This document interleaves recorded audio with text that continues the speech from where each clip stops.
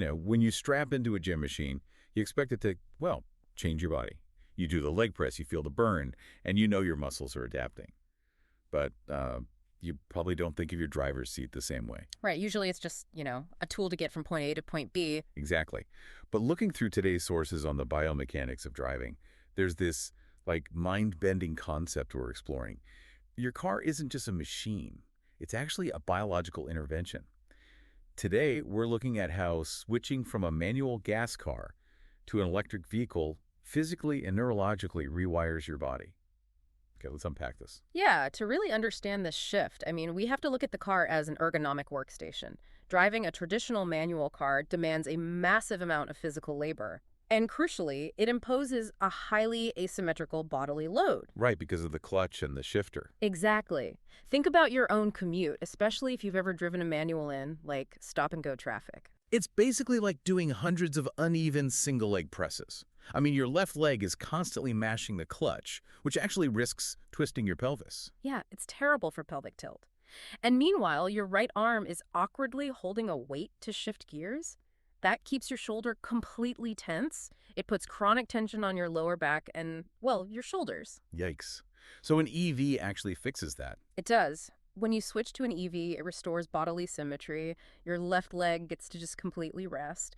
And then, there's the one-pedal driving feature where the car uses regenerative braking. Oh, so instead of your right foot doing that constant lateral snapping motion between the gas and the brake, you just, ease off the accelerator to slow down. Exactly. That simple change eliminates the repetitive mechanical stress on your ankle's subtalar joint. The subtalar joint. Yeah, that's the hinge that lets your foot roll from side to side. Taking that lateral movement away literally saves your Achilles tendon from constant microtrauma.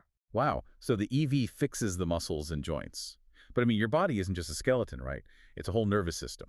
And the engine of a gas car is basically assaulting that nervous system the entire drive. That invisible toll is where the most dramatic physiological shift happens. Assaulting it how?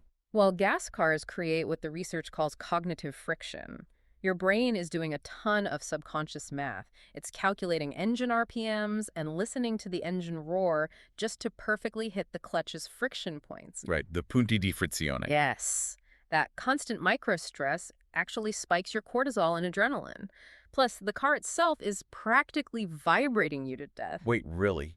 Just from normal driving? Yeah, the engine's microvibrations cause your stabilizer muscles to involuntarily twitch the whole ride. Add in the sheer cabin noise, elevating your heart rate, and, well, that's what gives you that post-trip heavy head syndrome. Oh, the testa pesante. I know exactly what you mean. So if you remove all that vibration and noise, does the brain actually change modes? It really does. Without that acoustic stress and physical vibration, your nervous system shifts from a highly stressed fight-or-flight sympathetic state right into a relaxed parasympathetic state. You arrive physically fresher. But wait, here's where it gets really interesting for me. If the EV ride is completely smooth, silent, and physically relaxing, how are people getting more nauseous? That feels completely counterintuitive. It is, but it all comes down to a sensory mismatch. Because an EV delivers instant maximum torque and, well, that one-pedal regenerative braking can be incredibly abrupt, you get this subtle head bob effect. Passengers get thrown around longitudinally. Exactly. Your inner ear, the vestibular system that controls balance, it feels all these sharp physical movements. But the ride is so quiet, your eyes just don't anticipate them. Right, your brain gets mixed signals. The ears say we are lurching forward, but the eyes looking at a smooth, quiet cabin say we are perfectly still. Boom. Kinetosis or motion sickness. And that profound relaxation introduces another, dangerous evolutionary conflict. Which is? Well, the extreme smoothness of an EV can actually cause a drop in your active beta brainwaves. That's the frequency your brain relies on to stay alert and problem solve. So the car is doing the physical work, but are we actually more at risk of zoning out? Yes, exactly. When those beta waves drop, it triggers highway hypnosis. You are no longer a manual laborer in that front seat. You've been promoted to a high-level cognitive monitor. So we solve the physical problem, but create a massive cognitive one. Precisely. Your physical energy is preserved, but you must actively compensate for that lack of physical engagement with hyper-vigilant visual attention. Essentially, you're trading physical exhaustion for visual vigilance. You aren't driving the car with your limbs anymore. You're driving it with your eyes and your brain. Which raises an important question for you to mull over. Uh, If simply removing the gears and the engine noise alters our nervous system this drastically, how will human biology adapt when fully autonomous cars remove the need for visual vigilance altogether? oh, wow. That is a wild thought.